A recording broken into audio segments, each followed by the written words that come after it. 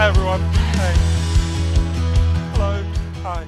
I should just say before we start, I'm very happy about something, which is Tom, who's the technician guy at the back. I don't know if you can see, he gave me this kind of microphone because I have this slight problem. Years ago, I gave a TED talk, and they made me wear what's called a head mic. You know, it's the ones that they attach to your head. And as the technician was putting it on my head, I said to him, you know, if you make me wear this, I'm going to feel like Madonna. And he looked at me really intensely, and he said, you should always feel like Madonna. So now, whenever I wear one of those things, whatever I'm meant to be talking about, I just want to randomly sing like Papa Don't Preach, which is not what the audience requires. Do you want to say as well, I do not have a PowerPoint. I believe that we should legalize drugs and criminalize PowerPoint. So nothing is made better by slides, in my view. So unfortunately, you're just going to have to look at my face. Also, I'm going to ask just the audience to do me a favor, which is I have drunk enough caffeine to like give me a stroke. So I'm concerned that I'm going to start speaking very fast. And I'm aware that my weird accent, as you can tell, I am from Downton Abbey. My weird accent is can get a bit strange. So if I start to talk too fast, please wave your hand in the air. I'll be genuinely glad that you did. So I want to talk to you about something that is not going to be news to you. We're living in a huge crisis of focus and attention. So the average office worker in the United States now focuses on any one task for less than 45 seconds. And for every one child who was identified with serious attention problems when I was 7 years old, there's now 100 children who've been identified with that problem.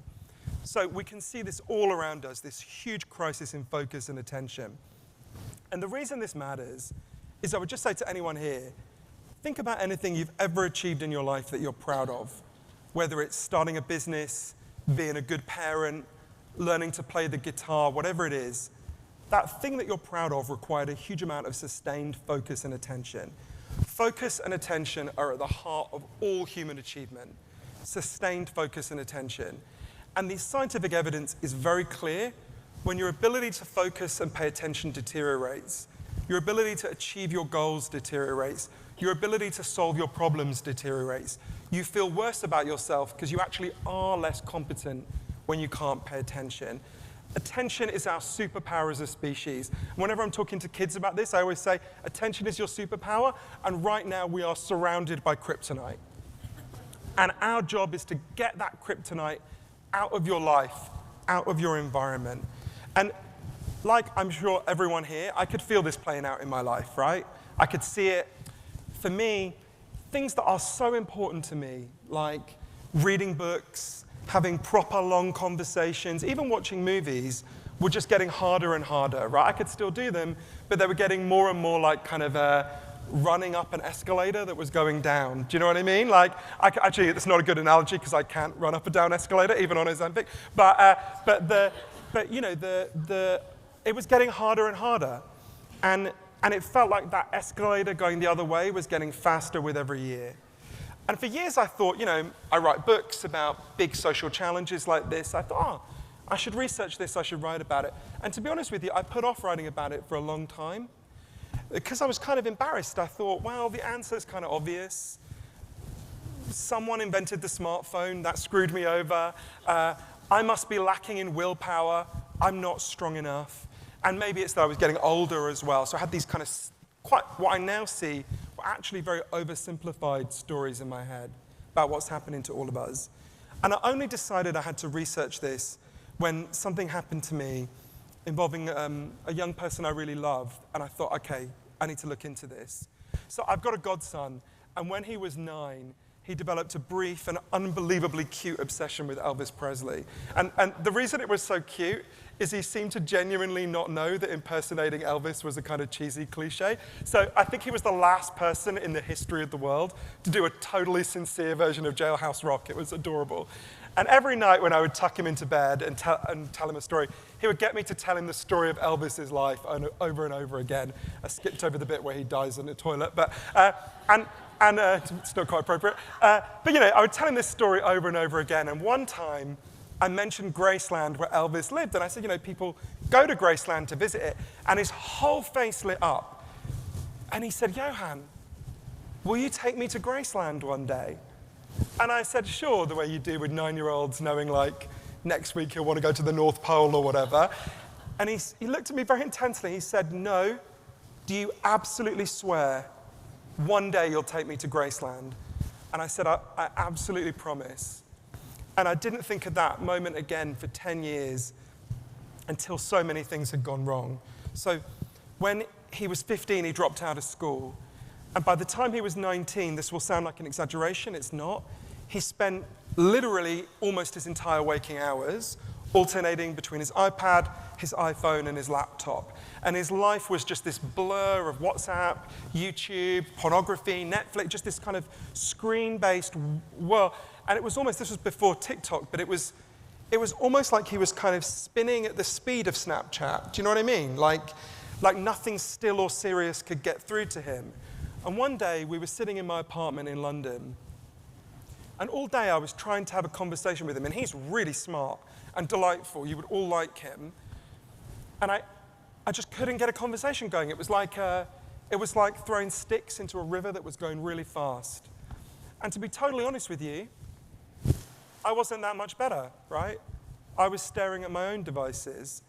And I suddenly remembered this moment all these years before. And I said to him, hey, let's go to Graceland. And he looked at me completely blankly, didn't even remember this moment, but I reminded him, and I said, look, this is no way to live. Let's break this numbing routine. Let's go on a road trip all over the South, but you've got to promise me one thing, which is that if we go, you'll leave your phone in the hotel during the day, because there's no point going if you're just going to look at your phone the whole time. And he thought about it. He wasn't happy living like this. And he said, yeah, let's do it. Let's do it. He wanted to break this whole routine. So I think it was literally 2 weeks to the day we took off from London to New Orleans when we went first. And a couple of weeks later, we got to the gates of Graceland. I'm sure lots of you have been there. And when you get there now, this is even just before COVID, turns out in Graceland, there's no human being that shows you around anymore. When you arrive, they hand you an iPad, you put in earbuds, and the iPad shows you around. It says go left, go right. Every room you go in, it tells you a story about that room. And every room you go in, there's an image of that room on the iPad in front of you. So we're kind of walking around, right? And I'm getting a bit kind of tense, because it's kind of weird. I'm sure some of you have seen this. No one actually looks at Graceland. They're all staring at the iPad. And I'm like, we traveled a long way to come here. This is annoying. Why aren't people looking? And we got to the jungle room, which was Elvis's favorite room. It's got loads of fake plants in it. They've left it exactly as it was when he lived there. And there was a couple, I'll never forget them, a middle-aged Canadian couple standing next to us. And the man turned to his wife and he said, honey, this is amazing. Look, if you swipe left, you can see the jungle room to the left. And if you swipe right, you can see the jungle room to the right. And I laughed like you did. I was like, oh, the guy's kidding. And I turned and watched them, and they were just swiping back and forth. And I leaned forward and I said, but hey, sir, there's an old-fashioned form of swiping you could do. It's called turning your head, because you realize you don't have to look at the jungle room on the internet. We're literally in the jungle room. It's all around you. And they looked at me like I was insane, possibly correctly, and backed out of the room. And I turned to my godson to laugh about it. And he was standing in the corner staring at Snapchat.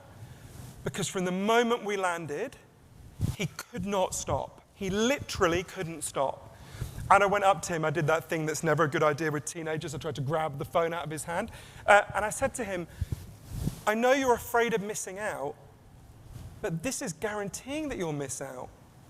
You're not showing up at your own life. You're not present at the events of your own existence. This is no way to live. And he stormed off, understandably, so I wandered around Memphis on my own that night. And I found him that evening in the Heartbreak Hotel where we were staying up the street. And he was sitting by the huge guitar-shaped swimming pool. And I went up to him, and I apologized for getting so angry. And he didn't look up from his phone, but he said, I know something's really wrong, and I don't know what it is. And I realized in that moment, we came away to get away from this problem of distraction, but there's nowhere to escape to. It's everywhere. It's the air we all breathe. And that was when I realized, okay, I need something's going on here that's not just as simple as, oh, there's smartphones and I'm lacking willpower and I'm getting older. There's something really deep happening here. And so I ended up going on this big journey all over the world, from Moscow to Miami to Melbourne, not just to cities that began with the letter M, I don't know why I did that. And I interviewed over 200 of the leading experts in the world on attention and focus, and did a really deep dive into the science of attention and focus over 3 years using my training in the social sciences at Cambridge University. And what I learned is there's scientific evidence for 12 factors that can make your attention better or can make it worse. And loads of the factors that can make your attention worse have been hugely rising in recent years. So if you're struggling to focus, if your kid is struggling to focus, there's nothing wrong with you. There's nothing wrong with them. There's something wrong with the way we're living. But these are very recent changes. The key thing to understand is your attention did not collapse. Your attention has been stolen from you by some very big and powerful forces.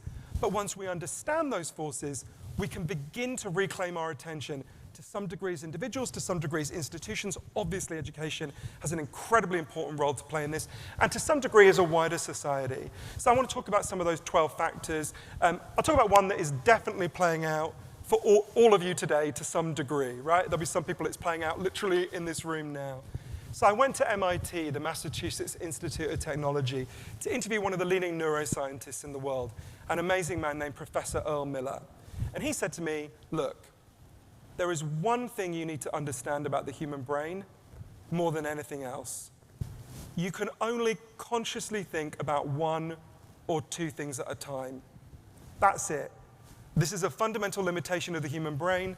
The human brain has not changed significantly in 40,000 years. It ain't going to change on any timescale we're going to see unless you let Elon Musk put a chip in your head, and I really recommend you don't. So you can only think about 1 or 2 things at a time. But what's happened is we've fallen for a kind of mass delusion. The average teenager now believes they can follow 7 forms of media at the same time, and the rest of us are not that far behind them. So scientists like Professor Miller, scientists all over the world, get people into labs, younger people and older people, and they get them to think they're doing more than one thing at a time, and they monitor them. And what they discover is always the same. You can't do more than one thing at a time. What you do is you juggle very quickly between tasks. You're like, what did you just ask me? What is this message on WhatsApp? What does it say on the TV there about the cabinet appointments? What is this message on Facebook? Wait, what did you just ask me again? So we're juggling. We're juggling very rapidly between tasks. And it turns out this juggling comes with a really big cost. The technical term for it, and this is one everyone should know, particularly people involved in education, the technical term for it is the switch cost effect. When you switch between tasks, that comes with a cost. A whole series of costs, in fact. You make more mistakes. You remember less of what you do. You're much less creative.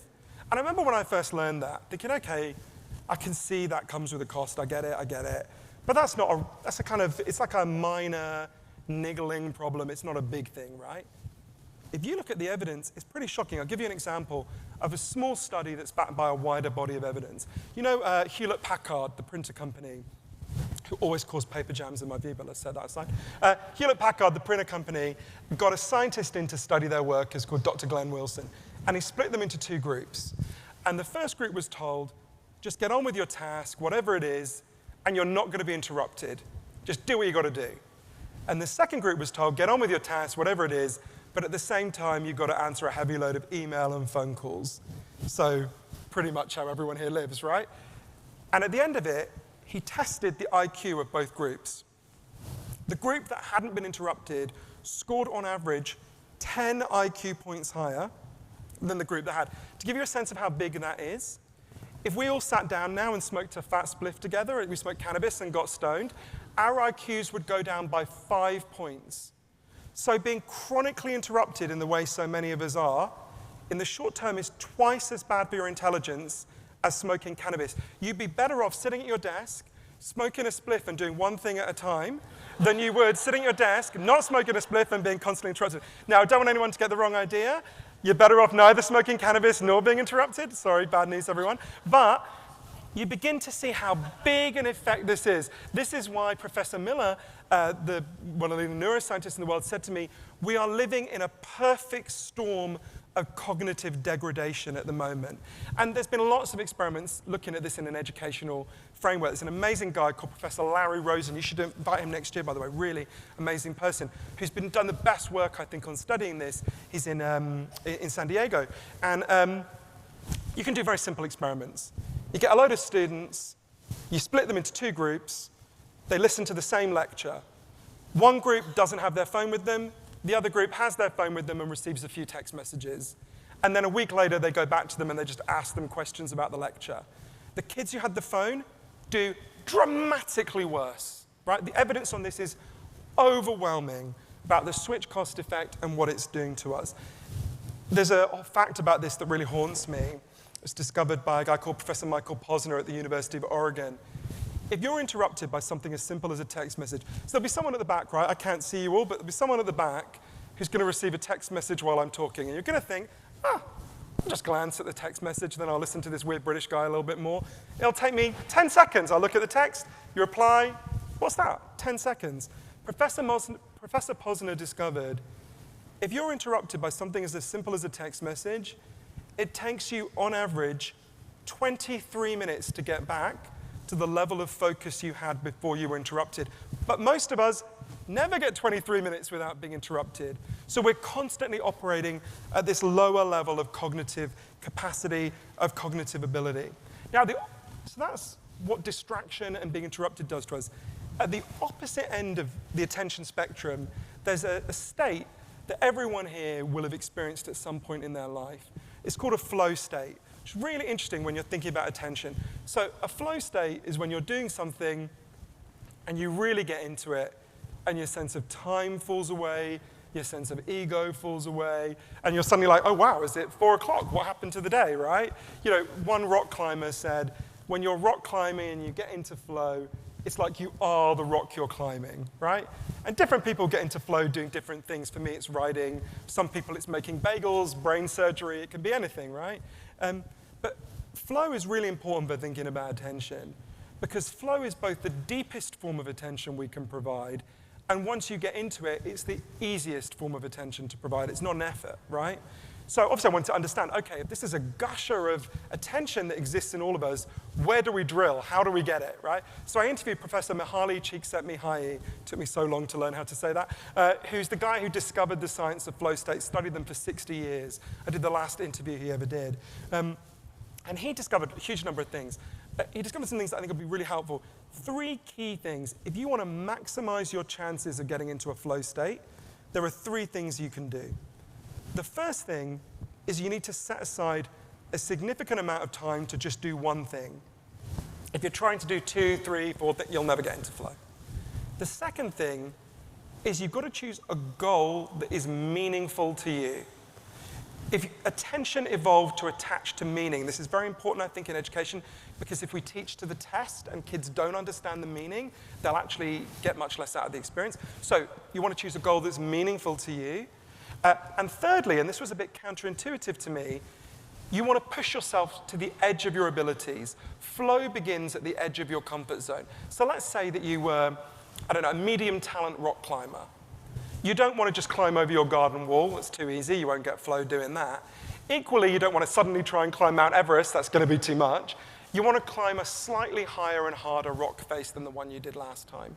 So if you do these 3 things, set aside a significant amount of time to do one thing, make sure you've discovered the meaning of that thing to you, and then push yourself to the edge of your abilities, you can activate this very deep attention system we all have in us. But even as I say that, you can hear, right, how hard that is in the environment we currently live. Even step 1, set aside a significant amount of time to do just one thing, right? How easy is that for anyone here, right? This is a really big challenge. And I'm interested in these questions, not to describe the problem, right? Okay, it's intellectually interesting. I'm interested in getting to the solutions. So I'm going to talk about some more in a minute. I want to talk about one other factor. Before I get to it, there's obviously many. You can ask me about others. One that really surprised me, the food we eat is really negatively affecting our and our children's ability to focus and pay attention. Do you want to stress I say this with no judgment? A very low point in my life was Christmas Eve 2009. I went into my local branch of KFC in East London, and I went in, it was lunchtime, and I said my standard order, which is so disgusting I won't repeat it. And the guy behind the counter said, oh, Johann, I'm really glad you're here. I was like, all right. He said, wait a minute. And he went off behind where they fry all the chicken and everything, and he came back with every member of staff and a massive Christmas card in which they'd written to our best customer, and they applauded me. And one of the reasons my heart sank is I thought, this isn't even the fried chicken shop I come to the most, right? How can this be happening to me? So no judgment, but it turns out the diet we eat, which is radically different to the diet our grandparents ate, as we all knew, is really negatively affecting our attention. One of the people who really helped me to understand this is one of the leading nutritionists in Europe, Dr. Dale Pinnock. He explained to me, if you have the standard American breakfast, right, what I literally had like a few hours ago, if you have like sugary cereal or you have like buttered white toast, that kind of thing, what that does is it releases a huge amount of energy really quickly into your brain. It releases a lot of glucose. And it feels great. You're like, whoa, I'm awake, I'm ready for the day. But it releases so much energy so fast that you'll get to your desk, or your kid will get to their school desk not very long after, and you'll get a huge energy crash. You get very low glucose.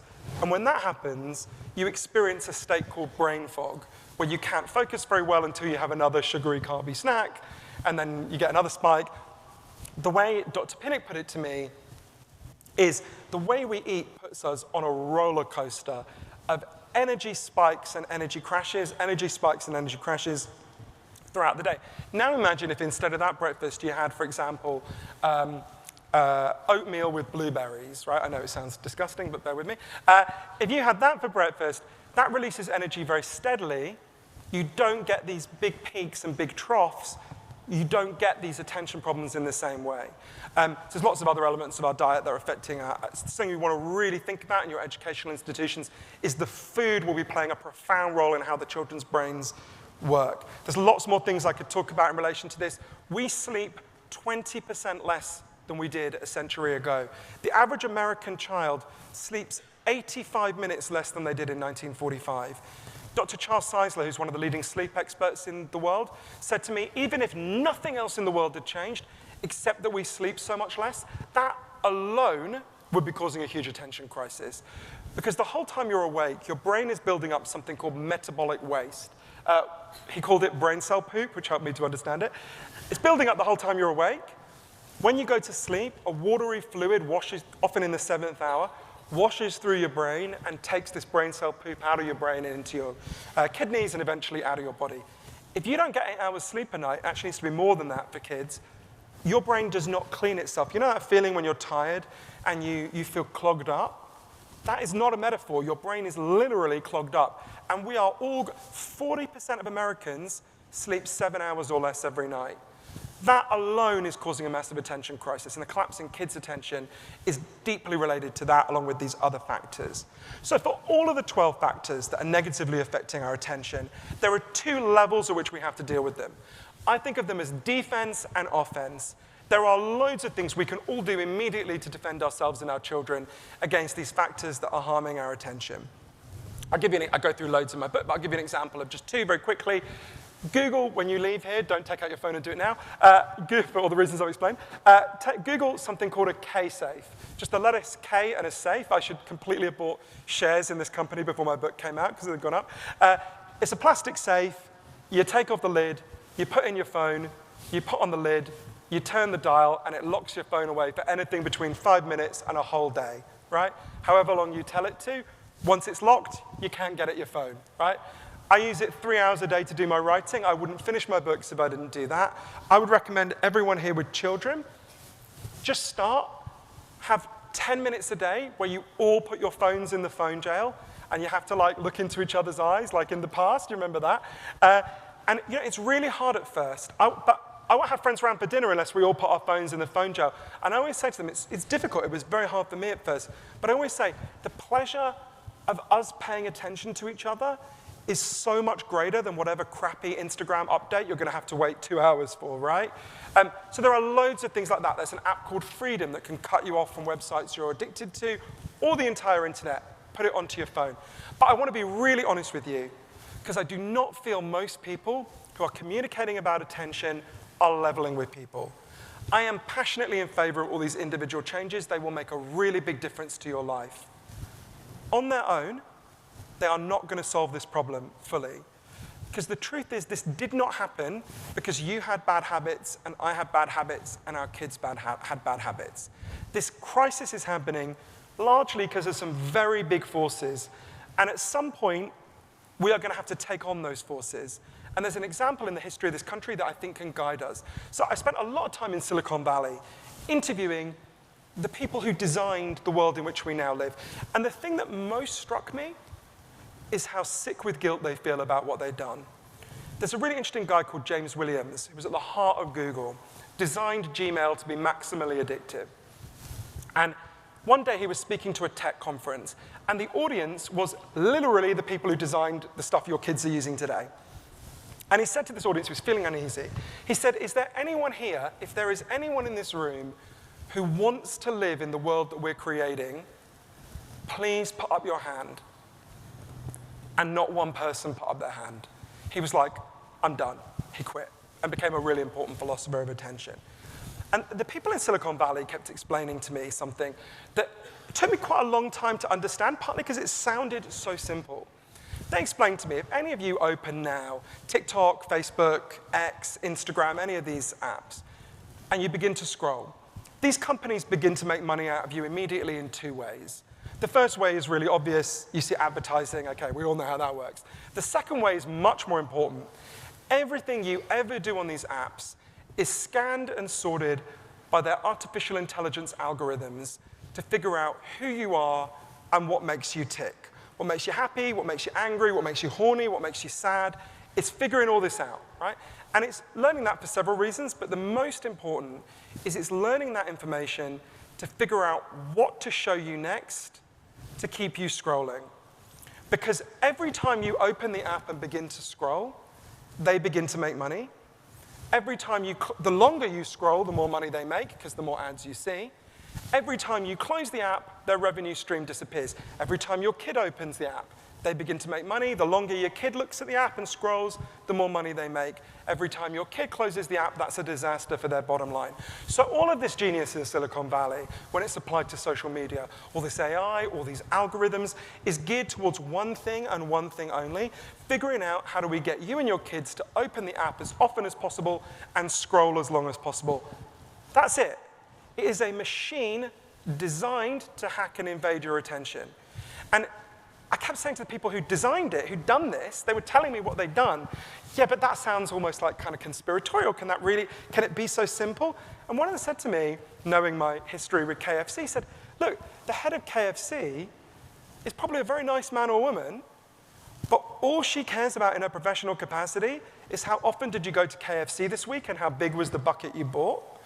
And if you get diabetes, that's not her problem, right? It's someone else's problem.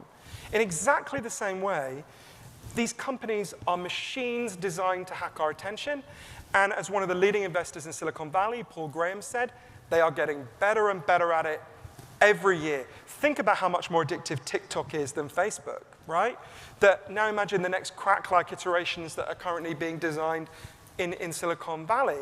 So when you learn that, my friend Tristan Harris, when he testified before the Congress, said, you can try having self-control in this environment, but every time you do, you should know there are 10,000 engineers on the other side of the screen working very hard to undermine your self-control. I heard that, and I thought about my godson. Why could he not stop? Many factors, but this is one of them, right? And when you first hear that, if you're like me, I just thought, well, we're screwed then. This is like we're trapped in the matrix. What can we do? But there's an example, in addition to all this individual stuff we can do, and I'm really keen to talk about what schools can do as well. But in addition to all this individual stuff, there's a really important example in the recent history of the United States that most people in this room will be old enough to remember. Some of you will be a little bit too young. So when I was a kid, the only form of gasoline you could buy in this country, in Britain, everywhere, was leaded gasoline. And it was discovered by scientists that exposure to lead was really bad for people's brains, and particularly bad for children's ability to focus and pay attention. And obviously, if it was in gasoline, it was in the fumes, it was in the air. Everyone was breathing in loads of lead when we were kids, right? Historically, unprecedentedly high levels of lead. And what happened was a group of ordinary moms in this country, what at the time were called housewives, banded together and said, well, why are we allowing this? Why are we allowing the lead industry to screw up our kids' ability to focus, right? This is a bad deal. And it's important to notice what those moms didn't say. They didn't say, okay, so let's ban cars, let's go back to the horse and buggy, right? Let's all join the Amish. No disrespect to any Amish who are here. You are kind of cheating if you are, but never mind. They didn't say that, right? Just like none of us are saying, let's get rid of technology, let's all go back to, the 19th century. No, what they said is, let's get rid of this kind of petrol and move to a different kind of gasoline that won't have this effect on us, unleaded gasoline. And these moms, they fought like hell for their children. And we forget this now, but it was a really hard fight. The lead industry was incredibly powerful, and they smeared these mothers, and they fought against them. And it followed the classic pattern of all successful political movements that was described by the Indian leader Mahatma Gandhi. First, they ignored them, then they laughed at them, then they fought them, then they won. As we all know, there's no more leaded gasoline. Venezuela just became the last country in the world to ban it. As a result, the CDC, the Centers for Disease Control, says the average American child is 5 IQ points higher because of what those moms fought for, right? Now, to me, that is a really important model for all of us. In addition to protecting ourselves, our students, our kids at an individual level, we have got to change the environment. It is not inevitable that the internet works in the way it does now. James Williams, the guy I mentioned before who worked at the heart of Google, said to me, human beings had the axe for chopping stuff for 1.2 million years before anyone said, guys, should we put a handle on this axe? The entire internet has existed for less than 10,000 days. We can change it if we want to, right? Now, at the moment, we have a model of social media that is designed to maximally hack and invade our attention, to frack our attention, so that a tiny number of people like Mark Zuckerberg and Elon Musk can become even richer, right? But it doesn't have to work that way. We can regulate these companies in all sorts of practical ways to limit them doing that. This has already begun. I just came here from Australia. They just banned social media for under 16s. That is a no-brainer. It's a photograph of... Don't let them go on it, right? There's a photograph of... My mother is Scottish, as you heard before. There's a photograph of my mother when she's 10 years old. She's smoking a cigarette and looking at the camera, right? There's a photograph of me and her when I'm a baby. She's breastfeeding me, smoking and resting the ashtray on my stomach. When I discovered this photo a few years ago, I thought I should feel guilty. I'll show it to her. She said, "You were a difficult baby. I needed that cigarette." Right? Now, that was regarded as normal in the late 1970s, right? Today, if we walked out of here and saw a 10-year-old smoking or a breastfeeding mother blowing smoke into her baby's face, we would call the cops, right? You think about how big that change has been. We will look back on the fact that we allowed children to use devices loaded with apps that are designed to hack and overwhelm the adult brain the way we feel now when we look at those photographs of my mother, right? So there's all sorts of practical things we need to do now. But what big tech want you to think is this is a debate about, are you pro-tech or are you anti-tech? Are you in favor of the modern world or are you against it? That's nonsense, right? We're all pro-tech. I'm pro-tech, you're pro-tech. The debate is what tech, designed in what way, working in whose interests. At the moment, it's working against you as educators. It's working to undermine your capacity to keep those kids focused, to help them learn. But it doesn't have to work that way. We can regulate it. I'm running out of time, but you can ask me more. We can get rid of the current business model, just like we got rid of leaded paint, and move to alternative business models. I can explain what that means, but there are parts of the world that are now exploring this. But to get to this different way of thinking about it, when it comes to all of the 12 factors that are harming our attention, it requires a shift in psychology. We need to realize, at the moment, think about how I was with my godson. I was really angry with him. and I was angry with myself, right? I said, there's something wrong with me, there's something wrong with him.